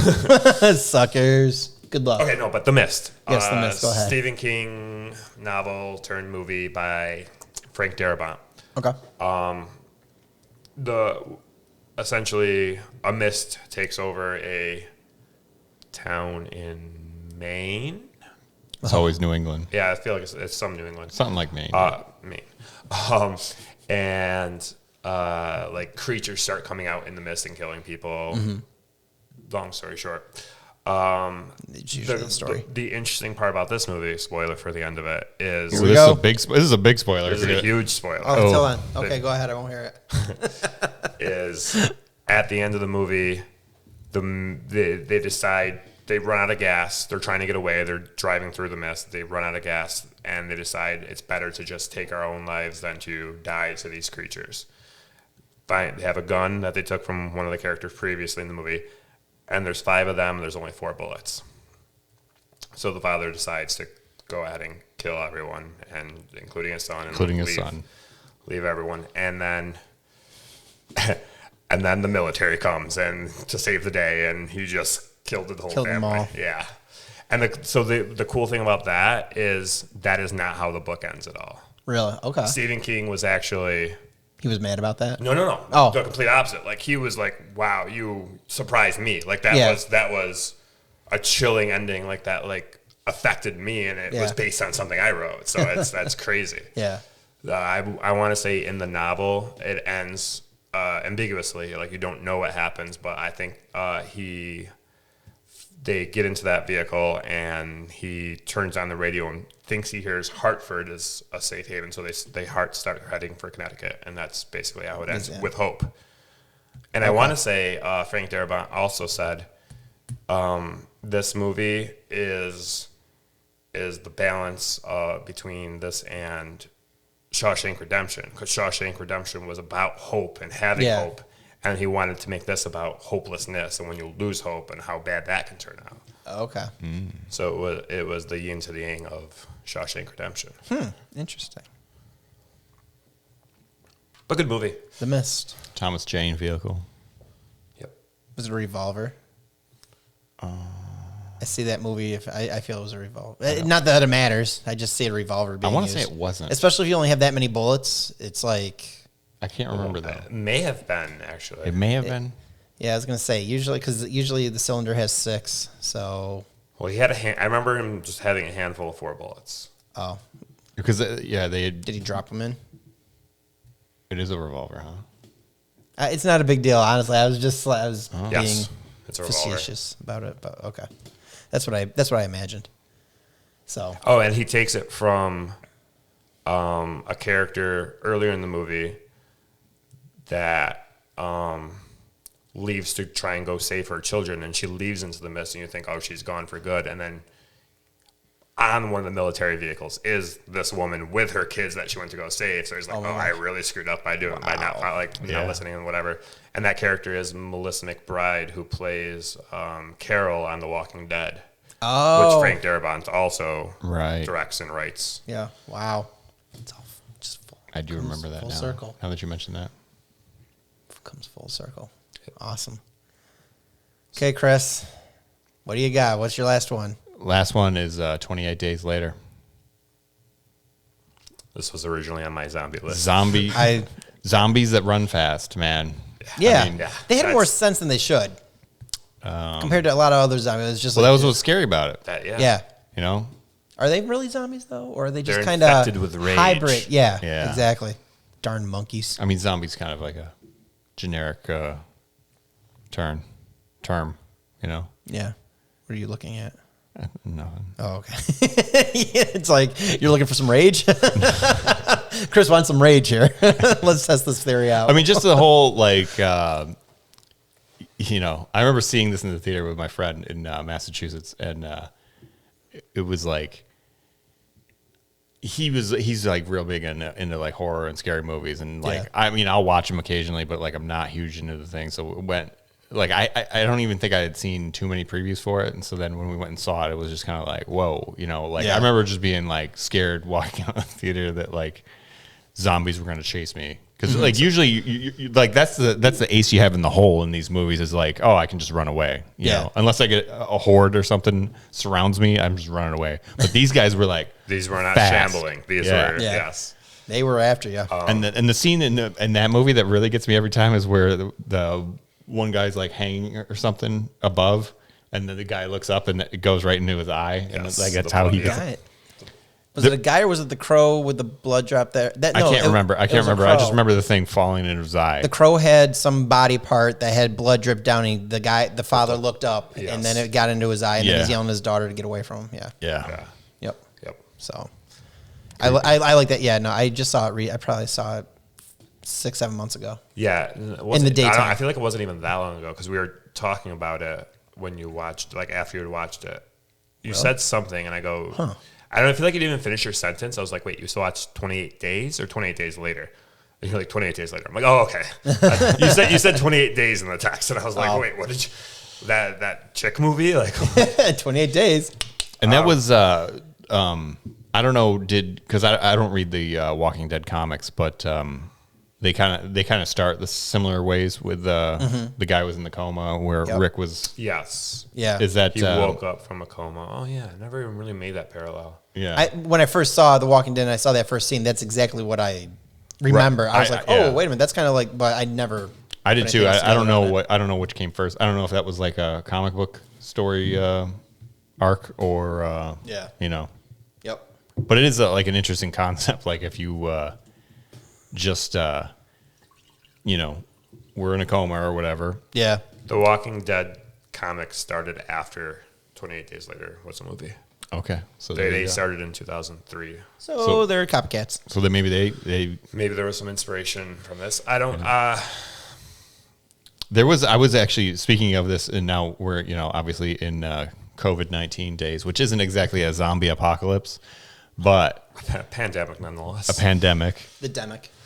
I was listening to I think it was Joe Rogan's podcast where he was saying that one of the guys that he goes hunting with was out in like the bush in Australia, and he said that the way this guy found out about the pandemic was he came back to his car after being out in the what's it called in Australia? The Outback. The Outback. Yeah, that's what I was looking for. The Outback, mate. He's out in the Outback, and he comes back to his car, and the car is like all covered in dust, and someone had like written on it like with their finger, basically like call home as soon as possible or something along those lines.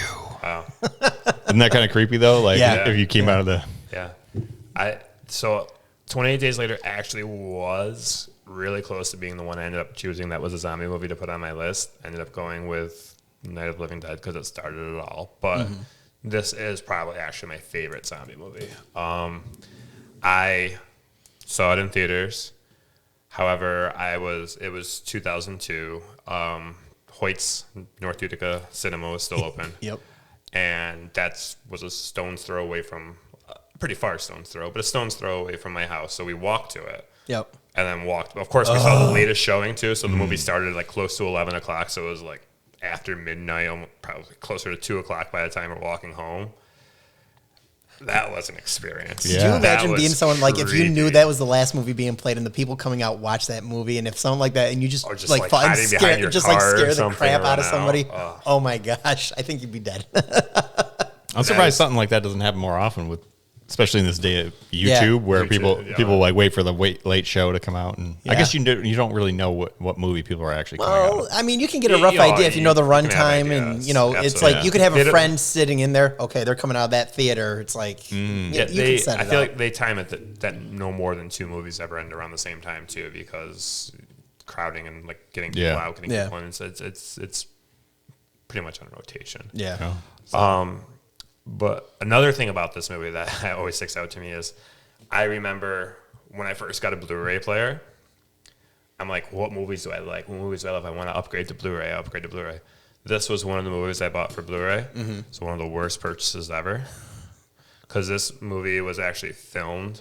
Wasn't it filmed digitally on standard definition? Right. So it was no way to upgrade it. It was what it was. Yeah. I think they filmed it with I think you told me that, a handy-cam type of. It was the Canon. I can't remember the name of the camera, but I always wanted it. This camera, XL2, the one that had the interchangeable lenses. I think XL2. Yeah. Yep. I had one. It was the red and white one. Yeah. Yep. I think right. Yep. I don't see it in this article, but Canon XL1. Oh, was that? Well, 2 was the next version. It's even lower. It's even lower, yeah. It was filmed on that. So except for the very, very last scene where they lay out the the clothes to say hello or whatever for the stuff going over. That was the only scene in the whole movie that was actually HD. Wow. That was always. It's crazy that they use those cameras. I can't believe they use those cameras to shoot that. You would have never known it from watching it in the theater, I feel like. Right, yeah. It looked good until I wanted to watch it on Blu-ray, and I was like, that's surprising just that's on like that. the DVD I watched a few weeks ago. I mean, what'd they do? Record it on mini DVs? It had to have, right? Yeah. I mean, wow. At the time, because there's no outputs or anything. There was no hard drive or anything at the time, I don't think. Wow. Ugh. So they must have recorded on mini DV and then up converted it to 35 millimeter or whatever. I know we're talking weird jargon that you guys might not be totally understanding, but let me tell you, they record on miniature VHSs. Yeah.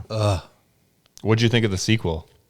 I never saw the sequel. I saw it. I only saw it once. And never again. And I remember not being impressed enough to want to see it again. Only one scene sticks out in my mind where the father runs away. I remember something about being in an airport and not even having zombies around for the longest time. Spoilers. Yeah. He was trying to run from, I think it was a flashback. Was it a flashback? Where he was running away from the zombies during the outbreak or whatever. I honestly, and he had to get to nothing about this the more I think about it. He had to get to it like a canoe or something.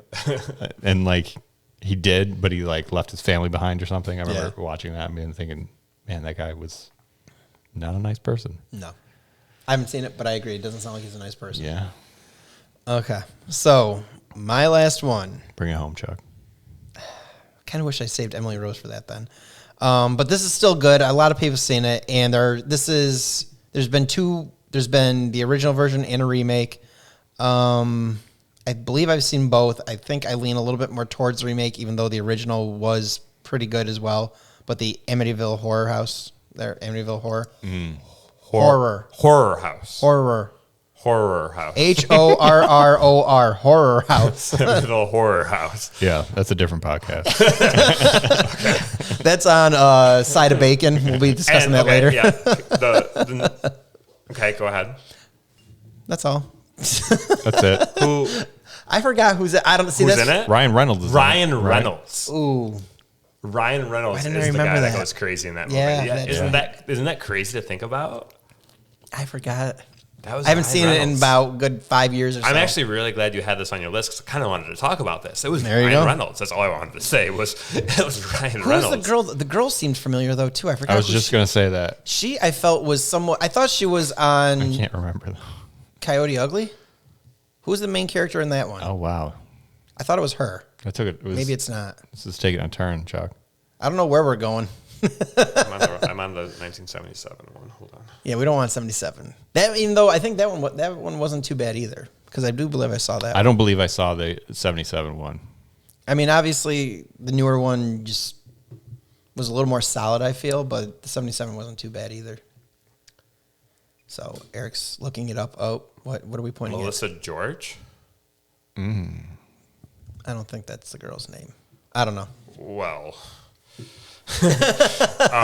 Well, he didn't Bing it. He Googled it. See what happens when you Google? You guys should use Bing. Not sponsored. The wife was played by Melissa George. Okay.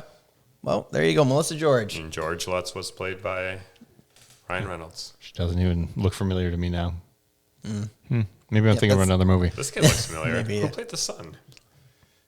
I don't know. Jimmy.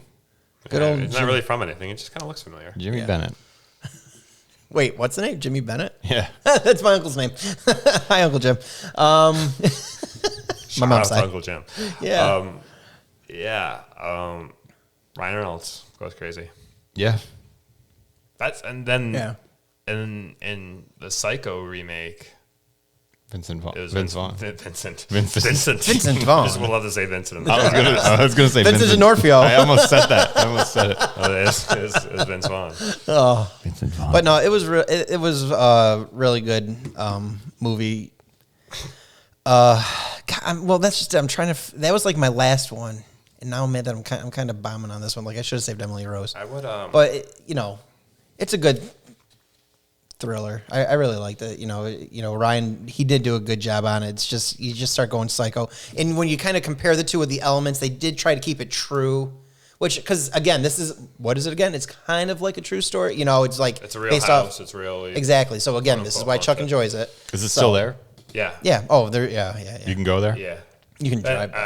On one of our previous podcasts, I said that would be the place I'd take a picture in front of. Road trip. Hey, we'll go to Gettysburg. And we'll go over there.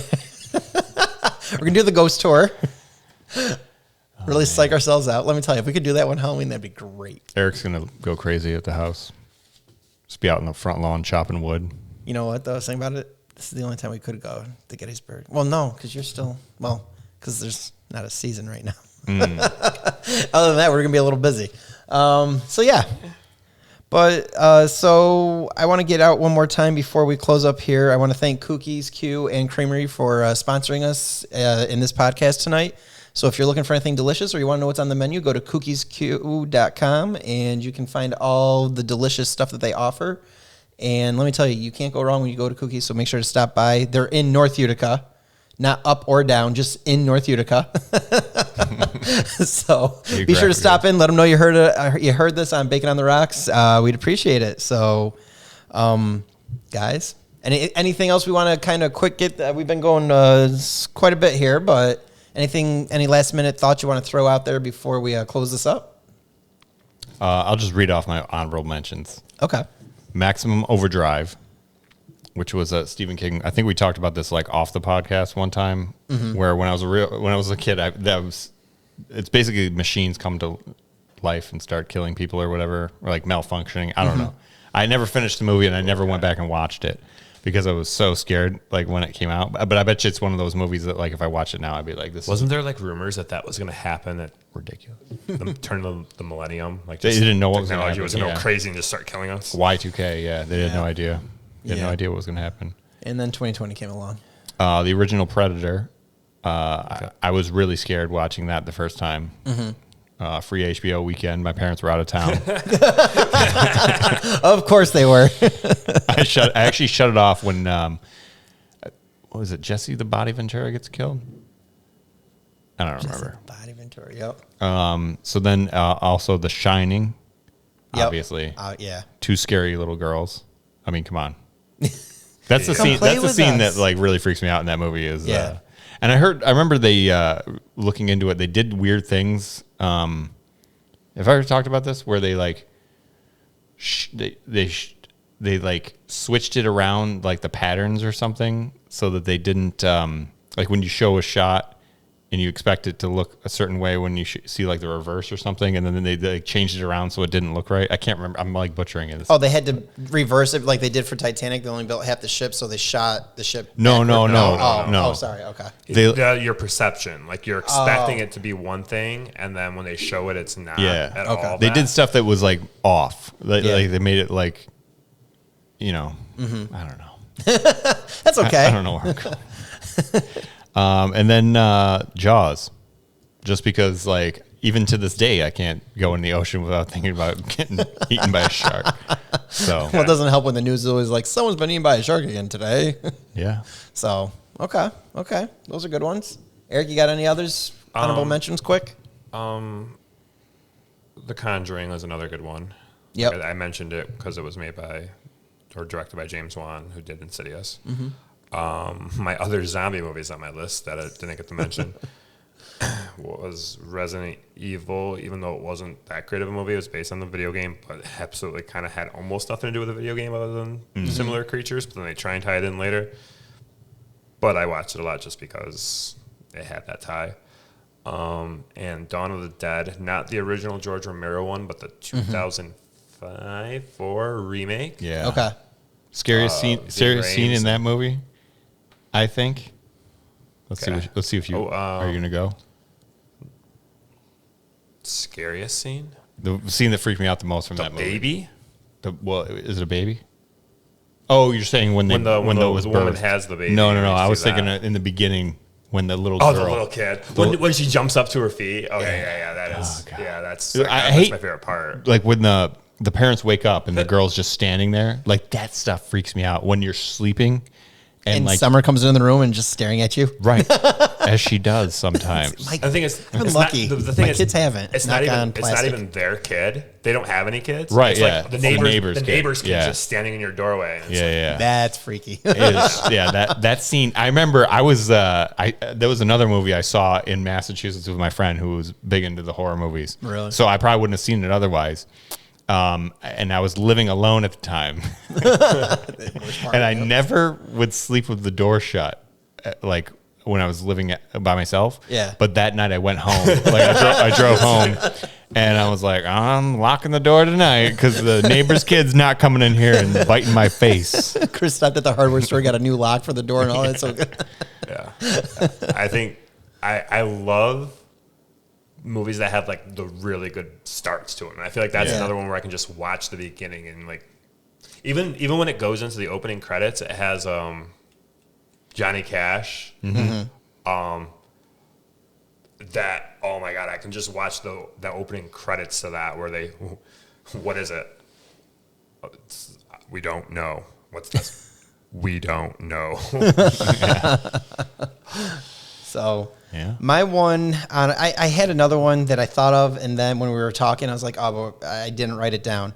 But I did enjoy the Lazarus Effect with Olivia Wilde. Okay. That was really good. If you haven't seen it, just a quick thing is she's a scientist. They're trying to figure out a way to help people with like brain injuries or stuff like that to help like regenerate and make their brains better. Or if you have like Alzheimer's coming on, like that was their whole main idea of the project. Well, come to find out they were testing it on like dead animals, and they tested it on a dog.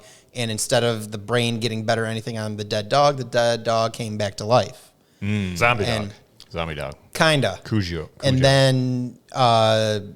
then she somehow gets the stuff shot into her. Because she gets injured or someone's about to die. So someone who liked her, one of the guys who liked her, like used the serum or whatever it is, the shot on her. And so at first everything's great. She's fine. She's normal. She's doing great. And then things get out of hand. And I'll leave it at that. You just reminded me of another one. What? Flatliners. Oh. The original, not the remake. I think they remade it, right? I'm not sure. I only remember the original. The Kiefer Sutherland one, where they're like medical students, right, or something like that, and then they like flatline themselves and they go into. Oh, I think the world beyond. That sounds familiar. Yeah, and it was remade, huh? I don't remember Kiefer. I didn't see the remake, but I remember being super freaked out by that movie where I was scared to go outside at night, like when I was a kid, because I used to work out in the garage of my parents' house, which was like detached. Yeah, and I would be scared to like walk from the garage to my parents' back door, which was not far at all. Yeah, but I remember in the night after I saw this at the Strand in Old Forge. Mm-hmm. I remember with my cousin, and I was so freaked out by it. Anyway. Yeah. So Flatliners. There you go. Julia Roberts is in it, I think. Julia Roberts, yep. Kevin Bacon. On the rocks. On the rocks. Kevin Bacon on the rocks. Oh my gosh, that's great. So yeah, because why not? Kevin Bacon on the rocks, gotta have it. Yeah. So anyways, those are scary movies, everybody. So I hope you enjoyed this. I was going to say this evening's because that's when we record. I'm sorry. I hope you enjoyed this show. And thank you for the people who recommended this. It was a lot of fun. Guys, I think those were some great movies. Looking forward to next week because we've already announced it. Next week is going to be Halloween. I was going to say Hollywood. Wow. Halloween. Not closing this out well. Halloween memories of days past. And so if you have anything you'd like to throw to us and let us know, we'd love to read about it and, possibly talk about it on the show. So be sure to subscribe, follow, like, share everything with Bacon on the Rocks. Chris, Eric, thank you again for another fantastic night. And everybody, we'll see you next week. Stay safe. Watch out for zombie children.